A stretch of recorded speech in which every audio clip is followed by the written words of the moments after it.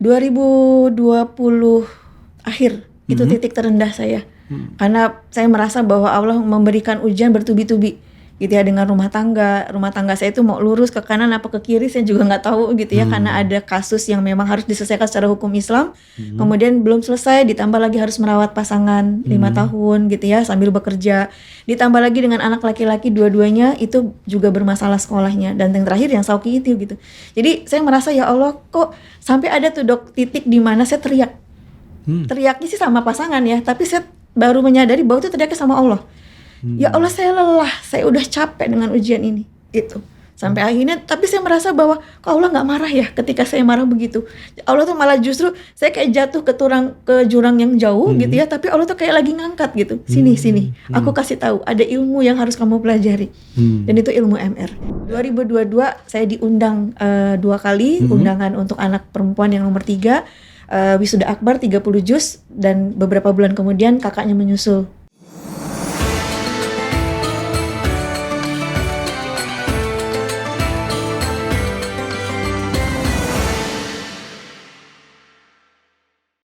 Jumpa lagi di Pejuang Keajaiban. Kita masih di suasana Ramadan ya, karena tayangnya video diskusi yang luar biasa ini di bulan Ramadan. Saya kedatangan tamu yang luar biasa, beliau adalah Umi Rodiah. Kita sapa saja. Assalamualaikum Umi. Waalaikumsalam Dok. Sehat? Alhamdulillah. Dokter gimana, sehat? Alhamdulillah. Masih terus menginspirasi ya. Insya Dari Allah. forum ke forum, dari online session ke online session gitu loh. Main luar biasa menurut saya. Justru para pejuang keajaiban ini setelah mendapatkan keajaiban bisa menginspirasi orang lain untuk bisa mendapatkan keajaiban mereka juga ya. Gitu ya Umi boleh tahu spill sedikit dulu keajaiban yang Umi dapatkan yang paling berdampak terhadap kehidupan Umi itu apa? Kalau udah ngomongin ini pasti pengen nangis nih. Baru juga mulai ya. Buat saya keajaiban itu bukan hanya uang gitu ya. Kalau orang ditanya, pernah ada yang nanya, Bu Rodiah udah dapat berapa ratus juta kenal ilmu MR? Saya bilang bukan sekedar uang, tapi keajaiban itu berbagai sesuatu yang sangat bermanfaat yang kita impikan. Saya dulu ketika mau menikah tahun 2000 ditanya sama calon mau mahar apa. Orang kan pasti pilihnya perhiasan gitu ya. Saya enggak, saya minta tolong belikan saya 1 set kaset Murotal 30 juz. Terus dalam hati berbisik, saya enggak ngomong sama calon, saya berbisik ke Allah, ya Allah anugerahkan aku anak-anak penghafal Al-Quran. Oh, dan padahal sekarang, saya bukan penghafal Al-Quran. Sekarang sudah ada. 2022 saya diundang 2 kali undangan untuk anak perempuan yang nomor 3, wisuda akbar 30 juz, dan beberapa bulan kemudian kakaknya menyusul. Alhamdulillah, Masya Allah. Berarti ada 2 anak ibu, putri semua ya tadi ya? Putri, terus yang 2024 anak yang bungsu. Oke, kita tahan dulu sampai sana. Saya ingin dapat insight dulu nih. Sebenarnya Umi itu siapa sih? Kerjanya apa? Profesinya gitu ya? Dan latar belakangnya seperti apa sampai kemudian mencari jalan keajaiban. Akhirnya Alhamdulillah, Masya Allah tadi mendapatkan keajaiban yang luar biasa. Boleh ceritakan? Baik, saya ibu rumah tangga. Ibu rumah tangga dengan 4 orang anak, sempat bekerja 2013 itu pun karena memang terpaksa, karena memang kondisi pasangan tidak sehat waktu itu, kena autoimun. Jadi mengharuskan saya menggantikan posisi beliau dan bekerja. Kemudian akhirnya nyambung dari mulai dinas sosial sebagai pendamping PKH, kemudian disambung lagi dengan di Basnas sebagai sahabat zakat community development, ditambah lagi dengan pendamping UMKM Jabar Juara, dan itu berakhir di tahun 2022 berbarengan 2022. semuanya. Oh berarti maaf nih saya potong, ketika suami tidak sehat gitu ya, akhirnya Umi sempat menjadi tulang punggung keluarga dengan bekerja di beberapa tempat tadi ya gitu ya. Wah luar biasa sekali. Nggak berbarengan sih Dok, jadi 2013 sampai 2019 resign, terus di Basnas gitu, di Basnas berhenti selama 4 tahun, sambung lagi dengan UMKM Jabar Juara. Nah, suami apa kabar sekarang? Sudah wafat. Oh innalillahi. 2 tahun yang lalu. 2 tahun yang lalu gitu ya. Saya pikir itu hal yang luar biasa ya, membesarkan 4 orang anak sebagai ibu rumah tangga sekarang, berbagi ke sana kemari, dan yang 2 tadi sudah 30 juz. Insyaallah, amin. Yang 2-nya gimana? Yang 2 lagi yang bungsu, itu dulu nggak pernah sekolah pernah nggak mau sekolah 4 tahun. Itu waktu lulus SMA atau lulus SMP nggak mau sekolah itu? SD kelas 2. Oh, SD kelas 2 udah aja gitu Iya, ya. Mogok nggak mau. ada kasus gitu ya di sekolahnya gitu. dan saya memahami itu. Ada pembelian, dia juga berantem dengan kakak kelasnya. Jadi mungkin dia nggak nyaman, ya sudah saya nggak maksa gitu. Alhamdulillah saya punya ilmu MR gitu. Tapi waktu itu masih belum klik, Dok. Ilmu MR-nya itu, jadi masih belum ajak gitu ya. Jadi saya mensikapi anak nggak mau sekolah itu ya dengan cara yang tidak baik gitu selama 2 tahun itu. Selama 2 tahun itu. Mohon emosi, marah dan sebagainya. Oh gitu. Itukah yang men-trigger ibu mulai mencari nih? Yes. Gimana sih keajaiban itu, boleh diceritakan nggak? Titik apa sih yang membuat ibu harus ada sesuatu nih dalam hidup, harus ada keajaiban, dan gimana caranya? Itu pada saat kapan? 2020 akhir itu titik terendah saya. Karena saya merasa bahwa Allah memberikan ujian bertubi-tubi gitu ya, dengan rumah tangga saya itu mau lurus ke kanan apa ke kiri saya juga nggak tahu gitu ya, karena ada kasus yang memang harus diselesaikan secara hukum Islam. Kemudian belum selesai, ditambah lagi harus merawat pasangan 5 tahun gitu ya sambil bekerja, ditambah lagi dengan anak laki-laki dua-duanya itu juga bermasalah sekolahnya, dan yang terakhir yang Sauki itu gitu. Jadi saya merasa ya Allah, kok sampai ada tuh, Dok, titik di mana saya teriak. Teriaknya sih sama pasangan ya, tapi saya baru menyadari bahwa itu teriaknya sama Allah. Ya Allah, saya lelah, saya udah capek dengan ujian ini gitu. Sampai akhirnya, tapi saya merasa bahwa kok Allah nggak marah ya ketika saya marah begitu. Allah tuh malah justru saya kayak jatuh ke jurang yang jauh gitu ya, tapi Allah tuh kayak lagi ngangkat gitu. Sini, aku kasih tahu ada ilmu yang harus kamu pelajari. Dan itu ilmu MR. Dan 2020 itu saya masuk ke camp online-nya Pak Nasrullah, edisi Milad. Itu caranya ajaib juga, Dok, karena saya nggak punya uang. Nggak punya uang saat itu. HTM-nya 400 HTM-nya ribu 400 online ya, karena kan COVID waktu itu. Terus saya bilang, ya Allah, saya butuh situasi yang sangat mendukung saya untuk memilih ini saya harus gimana gitu dengan rumah tangga saya. Nah kemudian saya daftar online tuh, maksain diri. Nah ini teknik sama buat teman-teman semua, kalau mau ikut eventnya Pak Nas gitu ya, yang berbayar, gak usah ragu, jangan dipikirin HTM-nya gitu. Oh, di mana gitu? Daftar aja dulu. Daftar kan, aja dulu. Ada linknya ya. Ke WhatsApp gitu ya. Klik aja dulu, klik dulu, daftar, isi semuanya. Paling nanti tiap hari ditagih sama iya betul, diminta transfer kan ya. Oke, terus gimana bisa ikut? Udah dia gitu, iya Mbak, doain ya. Saya selalu begitu, minta didoain. Doain ya, semoga saya bisa ada rezekinya. Nanti Mbak Nisa juga, ya Bu didoain. Begitu terus setiap hari. Sampai akhirnya di hari Jumat itu, kan Sabtu acaranya itu, Dok. Jumat itu pagi-pagi, Mbak, Bu ditunggu ya sampai hari ini jam 18.00. Oke siap Mbak, bismillah akan saya transfer Jumat ini. Padahal belum tahu dari mana tuh uang. Belum tahu dari mana. Terus akhirnya itu Jumat, terus saya sholat duha, saya lihat M-Banking, ternyata ada 68.000. Saya infakin 50.000. Malah berkurang dong. Saya lepasin semua ke Allah. Ya Allah, kalau memang sampai 18.00 tidak ada hilal, saya harus gimana? Berarti Allah belum ridho saya ada di situ. Tapi saya pengen ya Allah hadir di situ, saya bilang. Itu jam 2 siang, Dok. Ada salah satu CTMR pertama di Sukabumi, dia SMS saya, Bu mau ikut acara ini, ini pakai tiket saya gratis. Oh gitu. Saya langsung nangis sujud syukur. Bu ini beneran, saya bilang gitu kan. Ya bismillah kata dia. Oke, luar biasa ya. Sekecil itu saja. Bagi yang mulai mencari keajaiban, mau ikut trainingnya aja, baru mau ikut trainingnya saja, itu keajaiban luar biasa ya Bu ya. Bagi yang tidak. Jadi kalau ada yang mau ikut event, jangan pernah mikirin HTM-nya. Udahlah daftar aja, itu trik loh. Itu luar biasa, itu mahal gitu ya. Mau 400.000, 150.000, berapa juta, udah ikut aja gitu ya. Seperti itu ya, Umi ya. Itu sebenarnya saya luar biasa sih. Nah, Ibu kemudian ikut nih gitu ya, sesinya online dong ya waktu itu. Online. Apa yang didapat? Ada sesi tahajud bareng, kemudian garpu tala kan. Nah persoalan saya adalah rumah tangga waktu itu. Ternyata saya mendapatkan ayat surat Hud ayat 40. Nah waktu itu 40 ini nggak tenang, karena di situ ada kata-kata kalimat yang naikkanlah semua pengikutmu ke dalam kapal, kisah Nabi Nuh, kecuali 2 orang anggota keluargamu yang telah terkena ketentuan dari Allah. Saya sudah tahu sih arahnya mau kemana ya Dok, tapi kan saya nggak mau ngerasa di atas angin gitu ya. Terus saya cari ayat sifatnya, ketemu ayat 47 doanya Nabi Nuh. Itu saya doain, saya zikirin terus gitu sampai akhirnya saya 4 bulan istiqoroh. Allah mempertemukanlah jawaban saya harus gimana terhadap 4 bulan istiqoroh setelah camp online itu. Sebelumnya udah sebelumnya sudah, jadi total 4 bulan gitu ya. Apa yang terjadi kemudian? Semua petunjuk mengarahnya ke pisah. Karena memang ada hukum ya, ada hukum rumah tangga yang kita nggak bisa Diperbolehkan Betul, tentunya gitu ya. melanjutkan.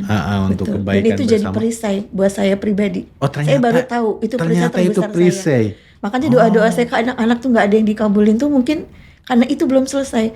Justru ketika ini diselesaikan sama Allah, itu satu persatu persoalan yang lain tuh Allah selesaikan.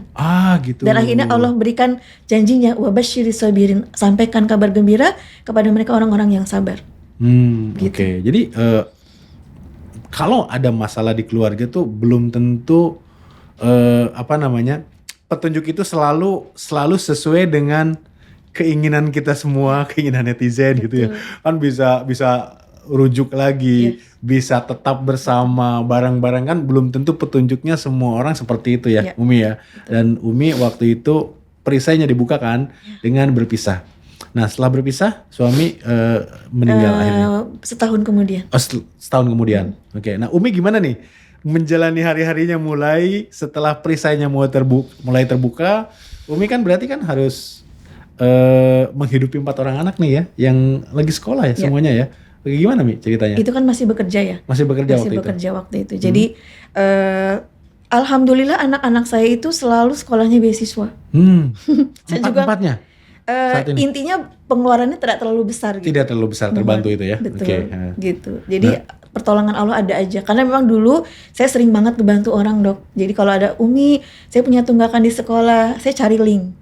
Bantu mereka gitu. Jadi dulu dari ada satu PT besar di Indonesia yang saya punya link ke sana, itu selalu ngebantu gitu. Jadi akhirnya ya anak-anak saya juga mungkin dibantu juga sama Allah dengan caranya Allah gitu. Ya, tidak harus bantuan itu untuk kita sendiri, untuk keluarga kita, karena semua orang, semua keluarga mungkin ya selalu ada kebutuhan ya. Tapi ternyata kita dengan membukakan bantuan atau menjadi jalan orang lain itu kita dibantu diri sendiri. Diri sendiri juga sebetulnya ya. Ini itu ilmu apa kalau di Magnet Rezeki? Terumbu karang. Terumbu karang ya. Memuliakan dan membahagiakan orang lain. Wah, luar hobi biasa. jadinya. Hobi jadinya. Akhirnya melakukan itu terus ya. Sampai hari ini. Tapi kalau hari ini bentuknya lebih ke curhat ya. Orang lain yang curhat begini-begini ketemu dengan kita jadi Umi ngedengar VT Umi di TikTok apa sih namanya? Adem gitu. Jadi seperti itu alhamdulillah. Mi, Umi kan ada 4 anak ya, 2 perempuan, 2 laki-laki ya. Saya juga punya 3 anak tapi saya 2 perempuan, 1 laki-laki. Gimana sih Umi itu meminta anak perempuan terutama yang hafiz 30 juz ya, itu yang pertama ya, 2 orang itu untuk mulai menghafal Al-Quran. Memang mahar itu kan mintanya 30 juz murotal ya, kaset itu ya. Tapi kemudian meminta anak itu gimana? Karena ini kan sesuatu mungkin yang dialami orang tua. Pengen karena apa? Karena spesial banget ya orang tua yang anaknya hafal Al-Quran 30 juz, nanti di mahkotai ya, di surga jadi syafaat dan sebagainya gitu. Itu luar biasa sekali. Gimana sih Umi mulainya? Sebenarnya saya juga bukan penghafal Quran yang rutin ya, Dok. Jadi hanya menghafalkan kalau ditugasin sama guru ngaji gitu ya, ngafalin surat ini baru kita ngafalin gitu kan. Jadi tapi permintaan itu entah kenapa gitu ya, jadi penguat. Jadi ketika anak yang pertama lulus SMP, saya langsung ingat dengan tujuan saya itu kan. Teh mondok gitu saya bilang. Awalnya nggak mau tuh, Dok. Awalnya nggak mau gitu ya, sempat menolak. Padahal dia lulus beasiswa di pondok tersebut gitu ya. Kemudian saya bilang, saya kasih motivasi, kenapa kamu harus mondok? Kamu jadi role model buat adik-adik kamu, saya bilang gitu kan.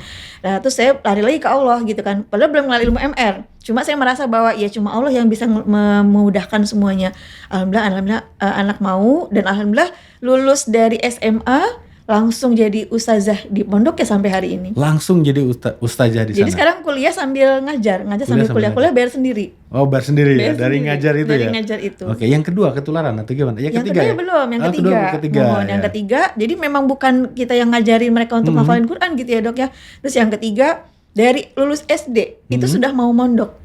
Dari lulus SD Padahal saya udah ngomong gini, jangan mondok, itu kan masih nggak sehat ya suami, takut nggak kebiayain kalau mondok gitu kan, tetap kekeh dia pengen mondok. Akhirnya ngubungin teman yang punya sekolah mondok, ya udah bismillah kata dia, daftarin dulu aja katanya gitu, rezeki mah dari Allah gitu. Daftarin, alhamdulillah Dok, keluar dari MTS itu 10 juz. 10 juz.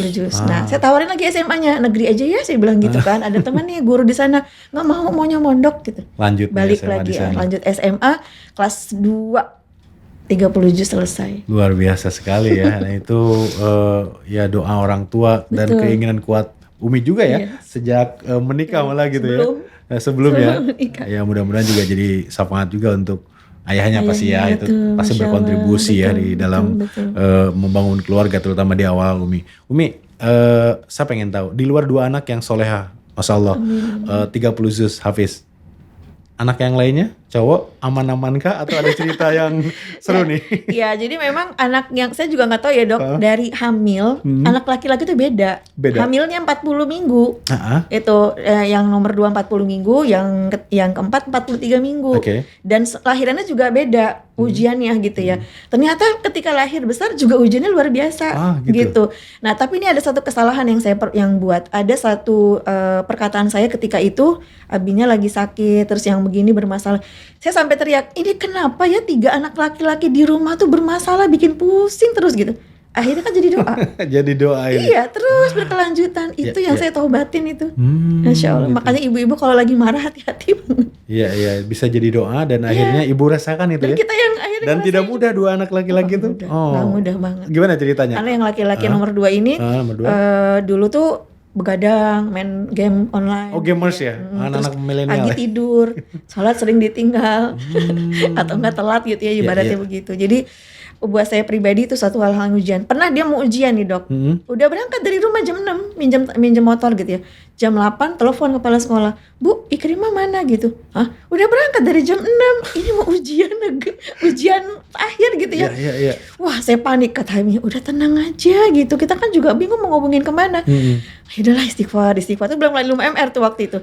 Jam 10 telepon lagi kepala sekolahnya, Umi udah ada. Kemana katanya? Ditilang polisi katanya. Ditilang. Astagfirullahaladzim. Tapi saya mikir, kok ditilang tapi dia tetap datang ke tempat ujian gitu. Akhirnya tetap ujian, lulus lah gitu akhirnya. Ya sampai di rumah saya ajak ngobrol kenapa gitu. Ya begitu banyak ujiannya. Terus pernah di DO waktu SMP. Waktu SMP pernah di DO. Pas mau ujian. Pas mau ujian. Wah, luar Dan itu biasa ada loh episode saya nangis di ruang guru. Itu nggak terlupakan sih, Masya Allah. Oke. Sekarang Alhamdulillah. Prosesnya panjang memang dok ya. Nah Ramadan kemarin itu saya doa pas sahur sama menjelang berbuka, kan itu doa yang makbul ya. 2 waktu yang dimakbulkan sama Allah. Saya berdoa cuma satu, ya Allah pertemukan anak saya ini, saya sebutin namanya, dengan orang yang tepat buat dia belajar hidup. Karena kan posisinya udah gak ada ayahnya kan. Syawal tiba-tiba ada teman dia punya usaha rumah makan di Sukabumi. Teh, ada yang mau kerja emangnya? Ada anak aku. Emang dia mau kerja di rumah makan katanya. Dia itu suka ke dapur, saya bilang gitu. Suka masak. Gitu. Anak saya laki-laki dia suka masak. Oh yaudah isi nih biodata kata dia gitu kan. Alhamdulillah sampai hari ini dok. masih kerja di sana? Masih kerja. Waktu pertama kali dapat gaji, Umi gajinya cuma 1 juta. Saya bilang bersyukur. Bersyukur saya bilang gitu. Karena orang di luar sana gak mudah untuk dapat kerjaan. Jadi disyukuri dulu. Karena rezeki kamu bukan dari gaji beliau, saya bilang, tapi dari mana-mana, saya bilang gitu. Cuma satu kuncinya saya bilang, muliakan orang lain, bahagiakan orang lain, siapa aja, ownernya, pegawai di sana, customer, jangan sampai nyakitin, itu aja kuncinya, saya bilang gitu. Dan Umi tahu dijalankan? Nggak tahu. Oh, nggak tahu. Tapi penilaiannya dari pemilik ownernya katanya sih bagus kinerjanya. Oh bagus gitu. ya. Jadi saya senang sih, bahagia ketika orang menilai dia baik. Dan alhamdulillah perubahannya tuh luar biasa dong. Ketika saya nggak sehat gitu ya, tiba-tiba kan jarang pulang karena disediain tempat kan. Tiba-tiba dia datang pagi-pagi pulang, Umi mau dibeliin sarapan apa. Itu buat seorang Umi yang anaknya dulu cuek, aduh udah kayak apa gitu ya. Oh gitu, ya udah deh beli ini aja, saya bilang gitu. Ketika di jalan belum nyampe, Umi mau dibeliin buah apa. Itu kan harganya nggak seberapa ya dok. Tapi di tengah gaji dia yang juga nggak besar itu buat saya pribadi itu suatu kebahagiaan yang sangat luar biasa sih. Perhatian judulnya mah, bukan uang ya, tapi perhatian yang dia berikan itu sih dok. Dan sekarang dulu paling nggak mau diajak jalan. Sekarang gitu. mau. Sekarang mau, nih ada nganterin. Oh nganterin juga ke sini. Liburnya pekan ini Jumat ya gitu. Mau ngapain temenin Umi ke Jakarta? Ada undangan podcast, saya bilang gitu. Bismillah kata dia gitu, insyaallah gitu. Oke, luar biasa. Ini yang laki-laki satunya? Nah, yang nomor 4. Nomor 4 terakhir berarti ya? Kelas 2 SD kan gak mau sekolah tuh ya. Iya, gak mau sekolah. 2 tahun saya menghadapi anak ini tuh dengan marah, emosi, nyubit, mukul. Hanya pengen dia sekolah. Karena saya kerjaannya kan dulu pendamping PKH, mendampingi masyarakat yang menerima bantuan PKH supaya anaknya jangan sampai bolos sekolah. Putus sekolah Lah ya. saya ngomongin begitu ke orang, anak saya nggak sekolah, kan lucu dok. Iya. Beban mental sebenarnya sih gitu ya. Cuma ya udahlah mau diapain lagi ya. Cuma ya emosinya terpancing terus karena apa? Saya bekerja, terus kemudian sampai di rumah saya harus ngerawat suami, pakai pampers, mandiin segala macam gitu ya. Ditambah ini nggak Masa mau depannya sekolah. bingung gimana nih kalau nggak mau sekolah terus gitu ya. Kekhawatiran itu kan Gitu banyak kan. ya dok gitu. Tapi kemudian tahun ketiga saya mulai kenal ilmu MR. Kemudian akhirnya klik tuh di situ. Ada ilmu yang Allah berikan itu melalui ilmu MR dan alhamdulillah di titik saya bilang begini sama Allah, ya Allah ternyata ya yang harus berubah itu bukan Syauqi, tapi uminya yang harus berubah gitu. Iya. Jadi ada saya balik tuh. Jadi orang tuh gini dok, kayak orang ngadepin sebuah perjalanan kan pernah nyasar ya. Nah saya lagi nyasar tuh. Cuma kata Allah sini belok, saya kasih map yang benar gitu kata Allah gitu. Bukan gitu caranya. Saya mau nanggapnya seperti itu sekarang. Kalian lagi jalan dari dunia ke kampung akhirat, lagi nyasar. Allah lagi ngasih tunjuk ini ada ilmu yang harus kamu pelajari. Oh ternyata aku yang harus berubah. Dan kan Allah janji ya ketika Allah mengatakan dalam surat Ar-Ra'd ayat 11, innallaha la yughayyiru ma biqaumin hatta yughayyiru ma bi anfusihim. Allah tidak akan merubah keadaanmu, merubah keadaan anakmu ya sebelum kamu yang merubah diri kamu sendiri. Akhirnya fokus tuh dengan ilmu MR, perisai rezeki, LOP, disiplin kata, karputala, dapat ayatnya apa? Robbi habli minasolihin. Udah saya zikirin terus. Zikirin dan konsisten. Tapi ya, nggak gitu langsung ya. ajaib dok, 2 langsung. tahun. Tetap ada 2 bungkusnya ya. tahun, iya Bisa detox bungkus ya. lah, detox rezeki Detox kalau rezeki. jurusnya. 2 tahun, kenapa saya baru menyadari, kenapa ya Allah ngabulin ini 2 tahun? Karena saya 2 tahun salahnya dulunya ngadepin Syauqi. Oh Allah lagi ngikis dosa-dosa saya. Di tahun keempat, sekolah bola, kemudian ada momen dia masuk Gias Nasional, harus ada rapot. Aduh, itu akhirnya Dia sadar lah di sana. Bu Umi gimana dong gitu ya, ini kan aku mau ikut Gias Nasional. Makanya kalau mau berprestasi, ijazah itu penting, tetap harus sekolah, saya bilang gitu. Terus gimana dong Mi, gak ada lain, harus mondok, saya bilang. Karena sekarang udah 11 tahun, dia dari kelas 2 SD. Nggak mungkin ngulang Nggak kan? mungkin dong ke sekolah Iya. SD, saya bilang gitu. Sekarang mau yang nggak mondok, ikut paket A. Paket A ya. Paket A gitu. SD. Ya udah deh kata dia gitu kan. Nah kan pertanyaannya pondok mana yang mau nerima dia sekolah bola? Karena kan setiap pondok pasti punya kurikulum, Iya. gitu kan. Saya minta sama Allah, ya Allah tunjukkan pondok yang mau nerima dia sekolah bola. Pondok yang pertama nggak mau. Karena dia punya kurikulum. Oke nggak apa-apa Ustadz. Tapi Ustadznya mereferensikan. Nih ada Rumah Quran Aisyah, Ustadz Lutfi, dan itu posisinya dekat dengan sekolah bola Syauqi. Ah, pas banget ya. Itu kayak skenario indah banget dok. Kesannya indah banget saya bilang. Saya hubungi ustadznya, kemudian buat daftarin om katanya gitu kan. Tapi dok, ustadz dia ini harus pemain bola gitu, latihan bola seminggu 2 kali, Rabu dan Minggu. Saya yang antar, kata ustadznya. Bismillah. Udah masuk ke Rumah Quran, Gias Nasional, kalah belum menang di posisi 16 besar. Balik tuh ke rumah, kan baru seminggu tuh mandok. Ya. Nggak mau mandek, nggak mau balik. Oh gitu. Nggak mau balik karena dia merasa ya udah selesai gitu kan main bolanya. Saya bilang gini, Umi nggak mau marah, jadi sekarang kayak kalau dia marah saya nggak mau marah. Umi nggak mau marah ya, kalau Umi marah jadi perisai, entah doa Umi jadi nggak dikabulin sama Allah gitu ya. Terserah Syauqi, kalau Syauqi nggak mau balik ke pondok, Umi nggak akan melarang, Umi nggak akan maksa. Tapi satu konsekuensinya saya bilang gitu, apa kata dia, berhenti sekolah bola. Oh dia berat di situ. Berat ya. Saya tinggal, nah ini teknik saya nih buat ibu-ibu yang parenting ya, kalau ngadepin anak yang lagi bad mood jangan dihadepin, tinggalin Dulu aja. tinggalin pesan gitu ya, komitmen kita terus tinggalin. Kayak ibu-ibu nawar pakaian lah ya. Nawar mau belanja gitu. Tinggalin dulu nanti dipanggil gitu. Iya gitu kan, tinggalin terus saya zikirin ayatnya Robbi habli minasolihin supaya tenang ibunya gitu kan. Sore dia deketin, Umi ayo mana balik ke pondok. Nah, selesai kan masalahnya. Gitu betul, dok sekarang. Oke, jadi jangan dilawan lah ya. Gitu, pokoknya tinggalin dulu. Kitanya yang harus tenang. Nah, tapi harus ada tadi penawaran ya. Ya. Mau ini silahkan, nggak boleh komitmen, itu gitu ya. Komitmen konsekuensi itu lah, penting banget konsekuensi. ya. Nah, Kenapa? Karena saya bilang gini, kalau nanti kamu sekolah bolanya tetap jalan, kan ada lagi tanding tuh. Gak mungkin dong Umi lagi rayu lagi, Ustadz suruh masukin kamu ke sana bolak-balik. Iya. Gak enak Uminya, Umi bilang gitu kan. Ya daerah balik sampai sekarang. Juni kemarin diundang wisuda akbar, ketika disebutkan namanya Muhammad Syauqi Al-Mubarak dengan hafalan ziyadah 9 juz, nangis nggak, Dok? 9 juz. Nangis Luar nggak? biasa banget Nangis ya. kan. Dari yang nggak mau sekolah sama sekali. Yang saya bayang 4 tahun perjuangan saya dok. Iya. Itu sampai di titik itu. Dan ketika dia tes apa tuh ujian paket A, Umi doain Sauki hari ini jualan pakai foto ya, saya bilang gitu. Ketika di foto Sauki lagi nulis ngerjain soal, saya nangis dok. Ya Allah, akhirnya anak aku di titik ini ya ngadepin soal ujian gitu. Ya karena saya tahu banyak di luar sana yang gak berhasil, akhirnya anaknya tidak melanjutkan kerja serabutan dan sebagainya. Itu menurut saya luar biasa, Umi ya. Gitu. Nah kalau dengar cerita Umi seakan-akan keajaiban itu datang bertubi-tubi. Saya pikir ini ada keajaiban dibukakan perisai rezeki dalam konteks menyelesaikan urusan rumah tangga ya dengan almarhum suaminya. Kemudian anak 2, Masya Allah itu 30 juz. Yang kemudian anak kedua yang cowok akhirnya terlihat perubahannya gitu ya. Walaupun mungkin kontribusinya masih belum seberapa kalau dinilai uang. Betul, tapi ya itu saya pikir perubahannya drastis sekali. Dan yang keempat tadi masih sekolah bola?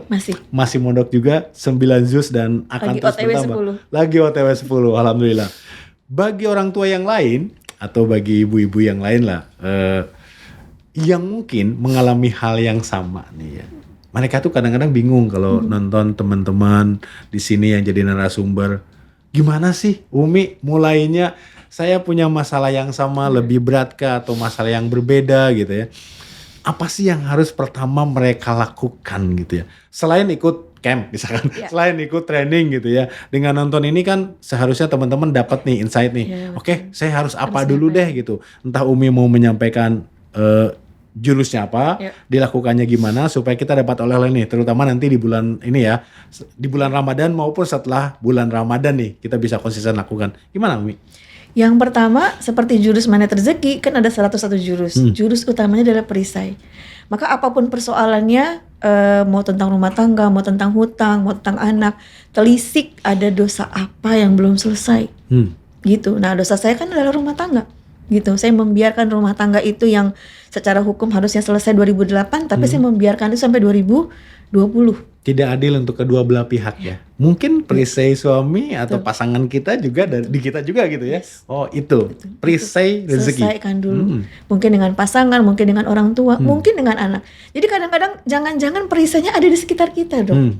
Orang terdekat dengan kita. Gitu. Oke. Nah ini agak praktikal sedikit nih supaya viewer kita bisa langsung mempraktekkan. Tepatnya gimana sih? Apa yang dilakukan supaya kita bisa membuka perisai? Di list kah gitu ya, ditulis dosa kita gitu dan sebagainya. Pak, ketika camp, Pak Nas kan suka ngajarin tuh THMR ya. Suka ngajarin menuliskan nama-nama orang yang satu pernah kita sakiti. Ditulis ya? 2 orang yang pernah menyakiti kita. Dan itu bisa jadi orangnya sama. Saya begitu. Oh bisa jadi sama ya? Yang pertama, orang yang pernah menyakiti suami. Orang yang pernah kita sakiti suami gitu. Terus yang ketiga, orang yang pernah berperkara dengan kita suami. Yang keempat, orang yang sedang berperkara sampai hari ini masih suami. Bisa jadi. Dan orang yang sering kita gosipin bisa jadi suami juga. Suami ke orang lain, ke tetangga. Ya suami saya ini ke kantor. Suami saya ribet banget pagi-pagi. Suami lagi gitu. Nah, terus yang kedua anak dulu.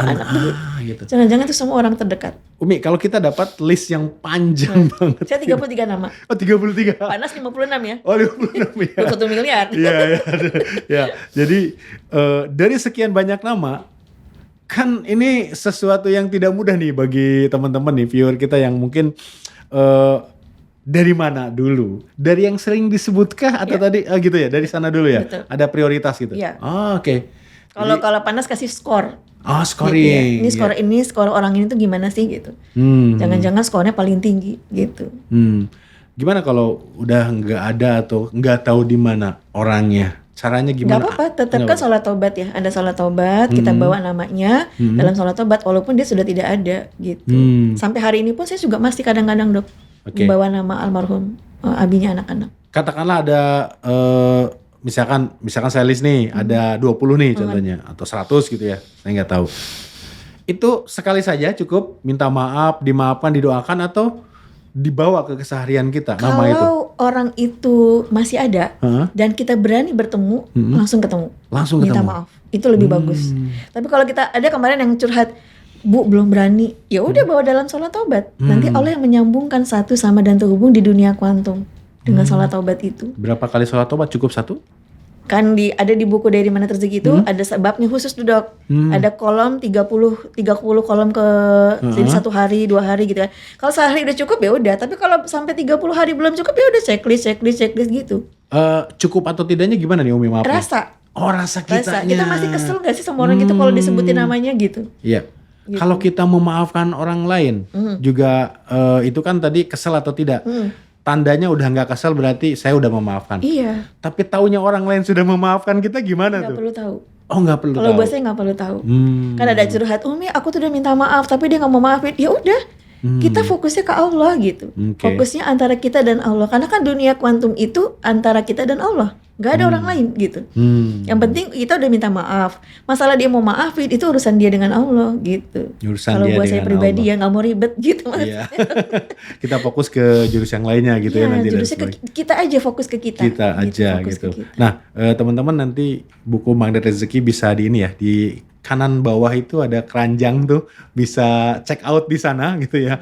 Luar biasa, udah mega bestseller, artinya udah banyak sekali dicetak lagi, bahkan salah satu kisahnya itu diangkat dalam film ya, yaitu Keajaiban Air Mata Wanita yang pada saat tayang video ini nih itu sudah tayang harusnya ya di bioskop ya, kurang lebih seperti itu. Umi, Perisa Rezeki sudah kita lakukan, kita coba buka, akhirnya mungkin terbuka. Apalagi sih harus lakukan? Yang biasa Umi lakukan aja gitu. Saya ingat banget waktu itu pernah masih ada masalah dengan pasangan. Kemudian saya udah pindah ke rumah orang tua waktu itu dok. Nah cuma setiap pagi itu saya suka dengerin audio telegramnya Pak Nas ya. Nah selalu terputar kalimat beliau yang begini. Kalau mau ajaib jangan pikirkan keajaiban sendiri, tapi buat orang lain ajaib karena kita. Gitu itu ya?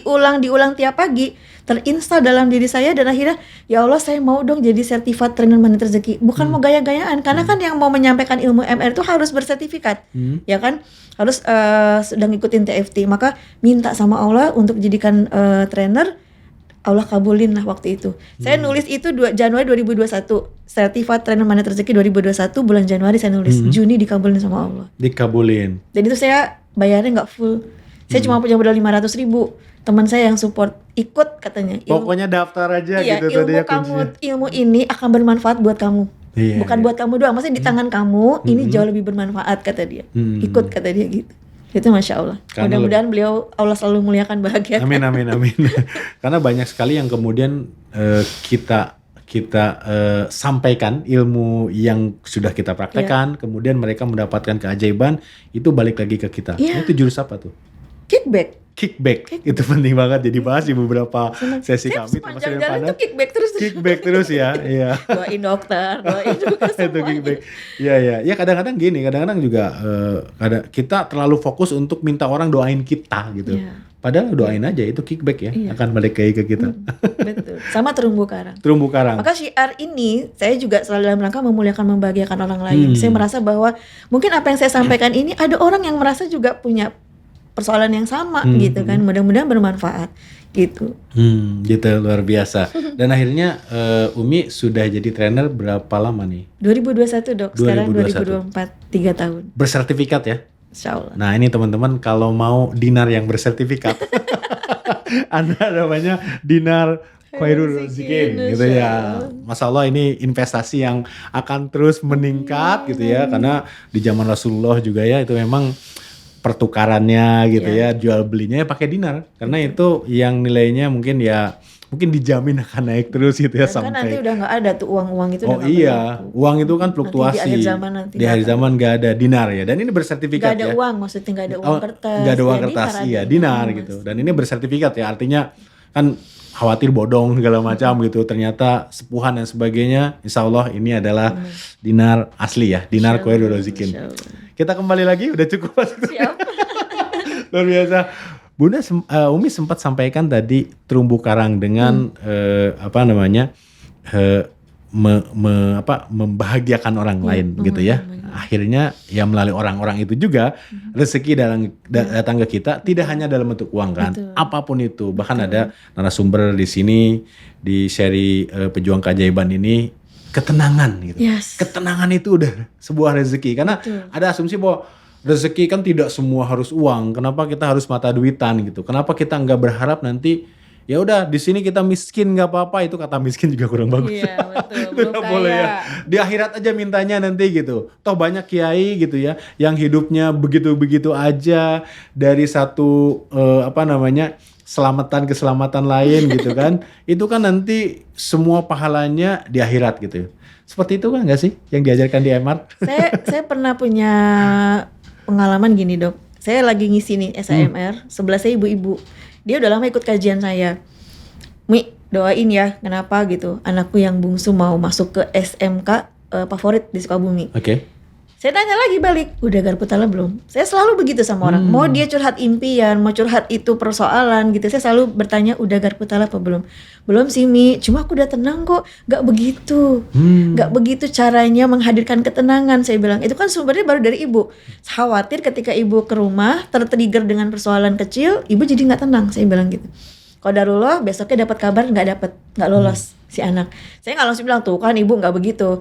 Oke, pelajaran ya, saya bilang gitu kan. Tapi ini Umi ada satu tahapan lagi pakai rapot. Nah, garpu tala saya bilang gitu. Garpu tala dapat ayat Nabi Musa yang melemparkan tongkat. Wah, bismillah saya bilang gitu.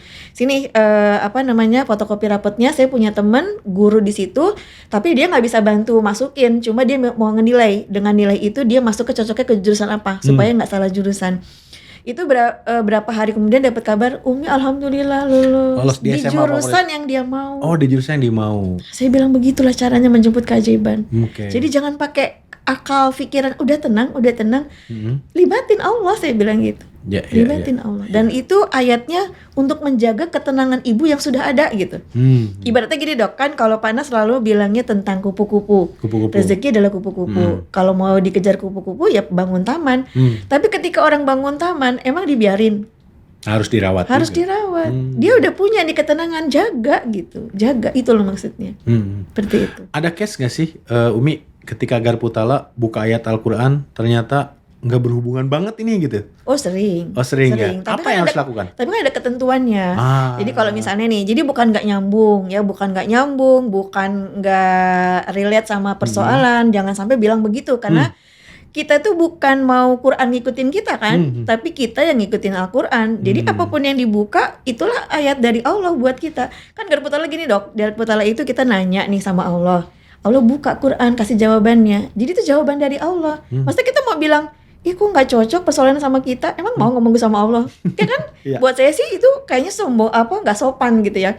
Jadi jadikan sebagai cermin. Kemudian cari ayat sebelumnya dan ayat sesudahnya sampai ketemu ayat yang pas dibaca itu tenang, positif terjemahannya, yaitu yang dizikirkan. Itulah syifanya. Gitu. Oke, jadi bukan nggak cocok, nggak pas gitu ya. Nggak boleh ngomong begitu. Nggak sopan ngomong gitu sama Allah. Karena bukan Quran yang harus mengikuti masalah kita ya. Masalah kita yang direlasikan dengan Quran. Nih tadi sudah ada berapa jurus nih. Saya coba absen nih. Perisai rezeki. Gitu.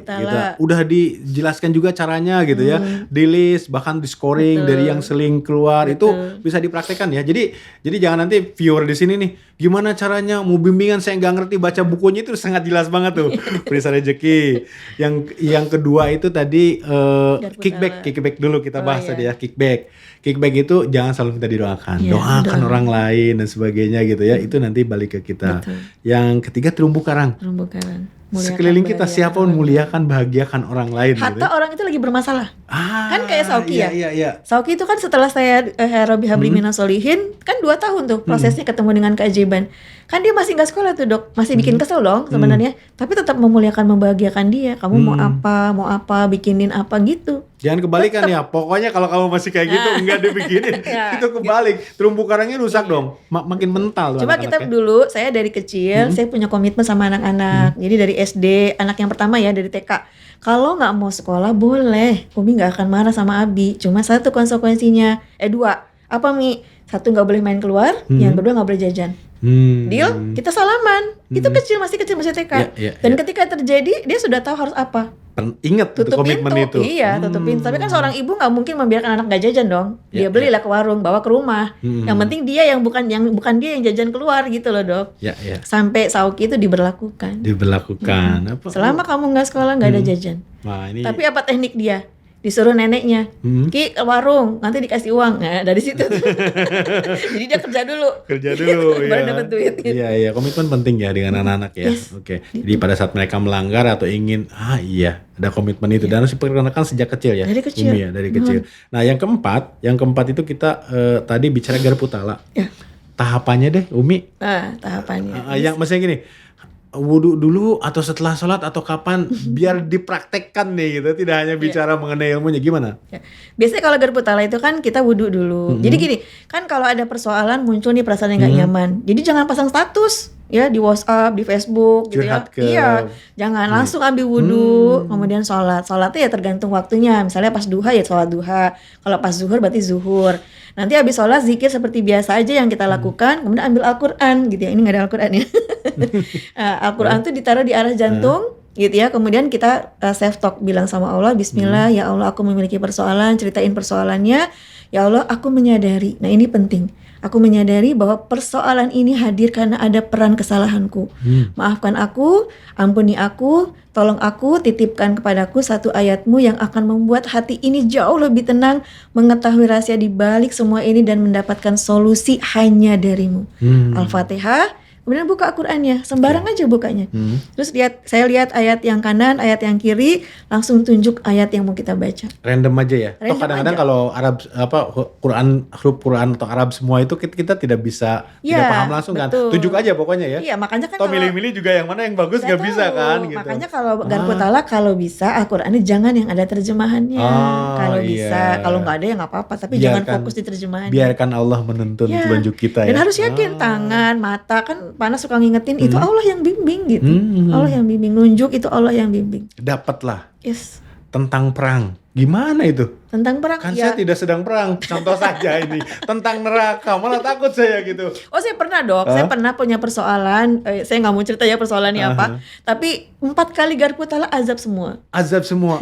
Artinya apa? Gitu. Malah malas lagi dan dibuka lagi. Jangan-jangan Dan itu persoalan membawa saya ke psikolog. Oh gitu. Karena nggak mudah banget, nggak mudah. Dan saya ngomong gini sama psikolognya, boleh nggak sih berdoa begini sama Allah, ya Allah jangan saya kasih ujian seperti ini, jangan. Itu doa tidak positif. Jadi apa yang harus saya bilang? Ya Allah, apapun ujianmu, kuatkan aku. Gitu. Jadi yang dibuka itu di garpu tala, ya semua. Mungkin relevan dengan apa yang kita seakan-akan ini saya dosa kecil kok, saya kesalahan kecil. Tapi buktinya gitu ya. Jadi kan berpositif thinking aja terhadap apa yang kita dapatkan pada saat garpu tala. Dan Panas selalu bilang bahwa Al-Quran itu cermin buat kita. Cermin yang sesungguhnya. Gitu. Cermin yang sesungguhnya buat kehidupan kita. Maka kalau kita mau bercermin ada apa ya dikasih persoalan ini, ya buka Quran gitu. Ini kejadian dok, anak yang nomor 2. Anak yang nomor 2 itu kalau dinasehatin ya, ini maaf ya kalau dengerin, untuk dia ada di sini. Kalau dinasehatin lewat WhatsApp atau apa, dia selalu bilang begini, Umi, apapun yang Umi kirim, aku nggak akan pernah mau buka. Sampai begitu dong. Saya bilang nggak apa-apa, kan yang bikin kamu buka apa Allah, saya bilang gitu kan. Umi mah cuma nyampein aja. Akhirnya suatu waktu dia kena belpasi. Jadi tiba-tiba malam-malam tuh kaku mukanya gitu ya. Kemudian dia teriak-teriak, ini gimana gitu ya Allah. Dah makanya kalau dinasihatin sama Umi, itu sebenarnya bentuknya nasihat dari Allah. Kamu nurut harusnya gitu. Terima dulu. Ini kan kamu enggak, saya bilang. Maka Allah yang turun tangan. Kalau sudah Allah yang turun tangan, bukan ayat yang keluar. Tapi langsung ujian, saya bilang gitu. Udah saya kasih obat dan segala macam, reda tuh. Besoknya saya mau bawa terapi, enggak usah Mi, udah enakan enggak? Udah, Umi mau tahu kamu kenapa? Takutnya kan keterusan dok. Enggak tuh jam 9 kambuh lagi. Itu lebih parah dok. Jadi gitu ya? Kepalanya tuh mau ke kanan mulu gitu. Saya bilang kamu tuh kalau dikasih tahu makanya jangan begitu dah. Pergilah kita akhirnya ke terapis di ruqyah. Ya udah sampai sekarang sembuh alhamdulillah. Sampai sekarang sembuh alhamdulillah. Nah, saya gusur garpu tala pas pulangnya. Sok buka Quran, tanya sama Allah ada apa gitu. Ketika dibuka Al-Qur'annya apa di situ? Itu Masya Allah. Saya juga nggak nyatet ya ayatnya, tapi di situ Allah itu tahu kalau anak saya itu cuma punya satu orang tua yaitu ibu. Oh gitu. Pas banget ya. Itu coba Allah tuh tahu. Terus di situ ada biru walidain. Jadi kadang kamu cuma punya satu orang tua, maka berbaktilah kepada orang tua. Saya waktu itu nggak lupa, nggak dicatat gitu ya. Udah zikirin saya bilang gitu. Alhamdulillah sampai hari ini selesai. Sampai hari ini selesai. Dan itu dipraktekkan langsung oleh anak yang kedua tersebut. Apanya? Ya. Atau garpu talanya oleh Umi. Dia langsung ya? Dia langsung. Dia saya nonton gitu di sampingnya. Gitu. Dia merasakan itu. Iya. mudah-mudahan konsistennya istiqomah sampai sekarang. Iya, walaupun gak dizikirin sama dia nggak tahu ya gitu kan, karena dia belum kenal ilmu MR, cuma saya selipin sedikit-sedikit dok. Oh, luar biasa sekali nih. Karena anak-anak saya kan empatnya di luar dok. Di luar ya. Jadi itu momen ketika saya ngisi MR, saya selalu pengen mereka hadir, nggak bisa karena ya. Mereka di pondok. Gitu. Ya mudah-mudahan mereka nonton. Cuma atau selip-selip aja kan. kalau ketemu ngomong gitu seperti itu. Ya, perubahan positif banyak banget saya pikir dialami oleh Umi ya. Keajaiban-keajaibannya luar biasa. Ada nggak keajaiban yang sedang Umi usahakan sekarang? Sedang di garpu lain dan sebagainya. Boleh spill? Sebenarnya banyak ya dok, tapi ada satu sih tentang anak. Kan anak saya udah dewasa ya. Nah saya pengen dong ketika saya single parent, saya pengen fokusnya itu anak-anak dapat jodoh yang soleh dan soleha. Nah itu ya. Gitu. Lagi-lagi untuk karena, orang lain ya. Ya. Karena saya kan nggak tahu harus menemani, apakah akan menemani mereka terus gitu ya. Jadi saya pengen banget. Dan itu kan di zaman sekarang kan luar biasa ya dok, mencari seseorang yang ya dia soleh, sayang sama anak. Jangan sampai apa yang Uminya alami terulang lagi. Itu sih yang saya nggak mau. Bersama anak-anak saya. Makanya saya ada satu yang saya zikirin, tapi saya nggak mau ngomong karena ini belum tentu terjadi gitu ya. Mudah-mudahan Allah kabulin. Siapa tahu ada yang denger dan jangan. Kalau private gak usah Bu. Ibu pernah umroh? Belum pernah. Insya Allah mudah-mudahan ya. Oke, bicara umroh. Nah kalau teman-teman mau umroh gratis nih gitu ya. Kalau umroh gratis ada fried chicken. Fried chicken namanya Almas. Boleh lihat boxnya. Ini Almas fried chicken. Ini luar biasa menurut saya. Ini Abuya Group ya.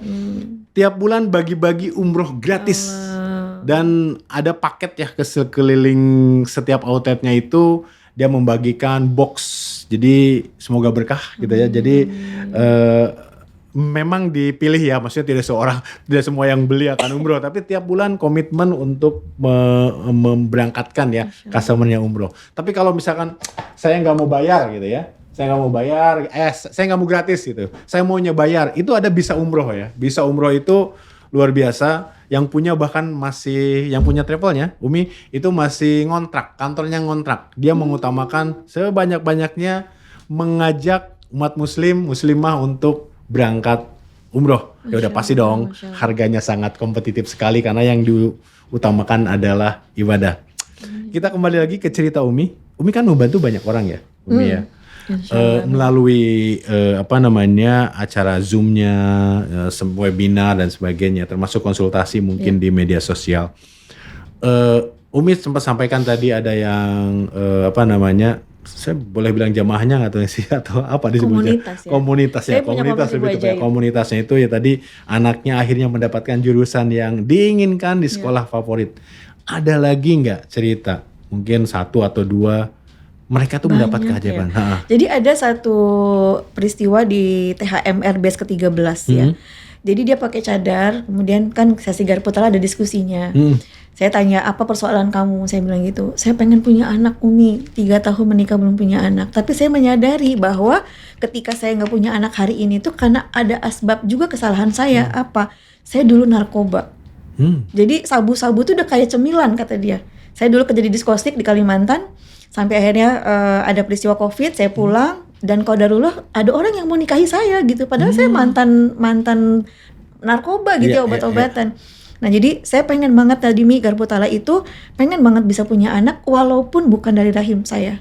Walaupun bukan dari rahimnya, dia udah sampai statement kayak gitu ya. Karena dia menyadari itu. Terus dapat ayatnya sudah cocok, dia zikirin 2 hari dok. 2 hari. Umi, aku dapat keajaiban apa teh gitu. Ada yang nitipin anak baru lahir, dia kirim fotonya cantik banget dok. Luar biasa ya. Saya sampai ya Allah, saya bilang gitu, ini malaikat loh. Saya bilang cantik banget dok. Ini cantik banget. Ya Umi, makasih ya Umi atas bimbingannya katanya. Itu. Luar biasa. Bahkan ada yang di THMR itu pas sesi garpu dia tuh ceritanya lagi punya Slack dengan besan. Jadi nggak pernah sinkron lah sama besan itu ya. Anak dia stroke tapi besan nggak pernah mau nengokin menantunya gitu kan. Terus garpu ibu udah sambil nangis-nangis dapat ayatnya, belum keluar dok, belum, ini selesai nih acara, belum selesai dari ruangan, belum keluar. Umi apa gitu, aku dapat WhatsApp besanku lagi di rumah. Luar biasa. Saya bilang, ya spontan Allah. itu. Luar biasa sih. Gitu ya. Nah ini teman-teman kalau mau dengar cerita keajaiban komunitasnya Umi ya, bisa gabung nanti di grup Insyaallah. WhatsApp ya, gratis ya, gabung di Gratis. sana dengerin. Bahkan ada sesi apa namanya Zoom ya, webinar seperti itu gratis juga ya gitu. Nanti Ada pokoknya kalau kelas khusus, kalau kelas infak khusus seikhlasnya. seikhlasnya. Tapi intinya gabung komunitasnya Gratis. di media sosial gratis. Silakan nanya, akan dengerin Iya. Saya live juga tiap hari, Dok. Live juga tiap Gratis. hari, luar biasa. Nanti izin memasukkan di deskripsi ya Siap. untuk link masuk ke komunitasnya Umi ya.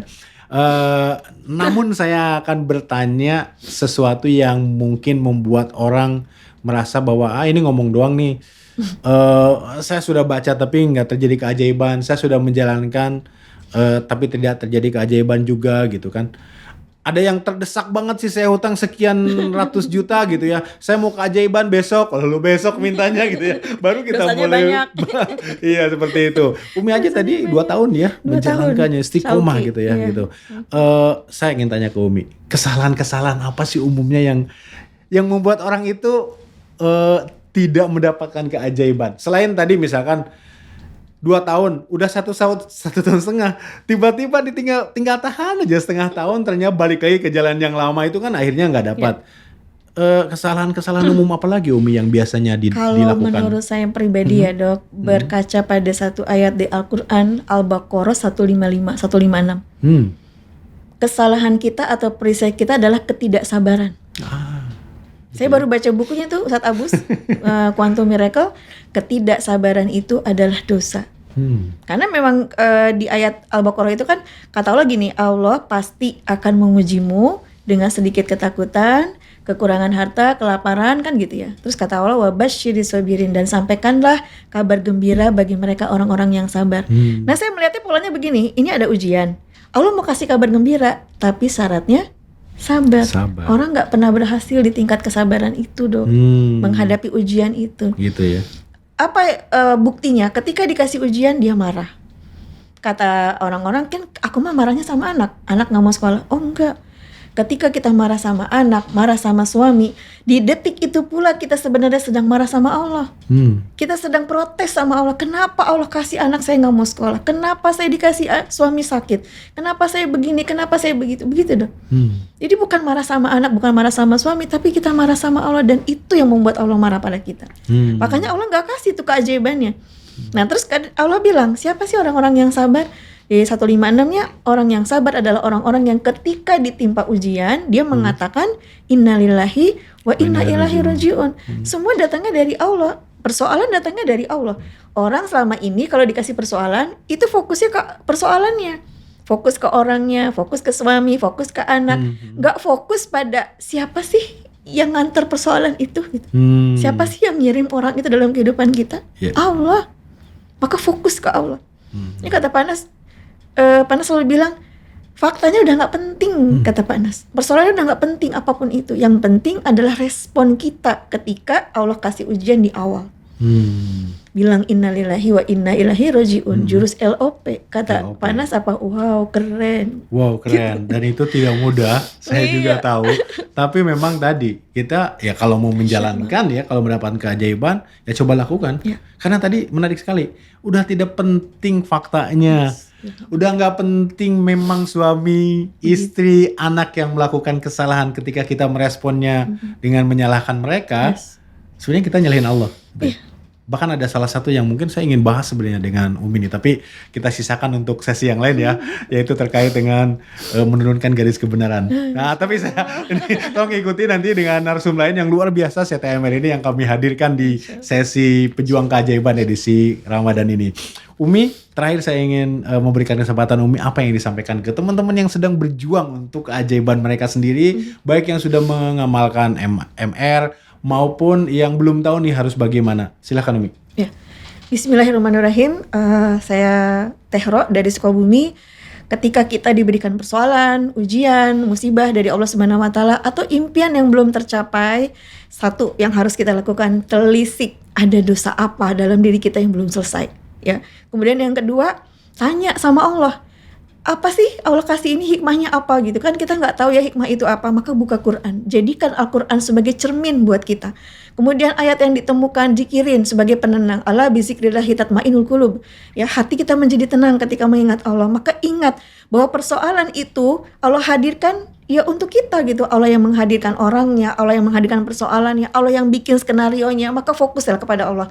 Maka ayat itu menjadi penenang kita. Maka ketika kita tenang, maka Allah buka tuh keajaibannya. Jadi bukan keajaiban yang gak ada, bukan pertolongannya yang gak ada, tapi karena kitanya tertutup dengan perisai-perisai itu. Maka bismillah, dengan garpu tala ini Allah menjadikan kita tenang, menjadi orang-orang yang sabar, dan akhirnya wabasyiri sabirin, janjinya Allah adalah diberikan kabar gembira bagi mereka orang-orang yang sabar. Dan yang ketiga, walaupun kita hari ini belum selesai persoalannya, masih diliputi dengan persoalan musibah dan ujian, maka jangan pernah lupa untuk selalu memuliakan dan membahagiakan orang lain, mendoakan orang lain, menolong orang lain, karena itu menjadi jalan keajaiban buat kita pribadi. Itu pengalaman saya. Ya, Masya Allah, luar biasa Umi. Semoga menginspirasi, memotivasi juga. Dan bagi teman-teman yang masih berjuang untuk mendapatkan keajaiban, yakinlah keajaiban itu ada bagi yang percaya. Dan itu, ada batasnya. Dan ada batasnya. Izin Allah. Izin Allah, biiznillah, gitu ya kurang lebih. Oke, terima kasih. Selamat berjuang kepada para pejuang keajaiban. Temukan keajaiban Anda sendiri. Assalamualaikum warahmatullahi wabarakatuh.